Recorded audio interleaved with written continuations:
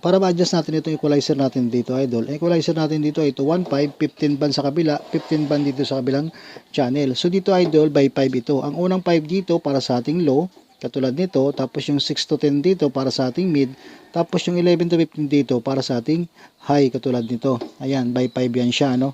Ayan. So ngayon, para magpa-function itong band natin, bawat galaw natin dito para marinig natin kung nagbabago ba ang tunog kapag ginalaw natin ito.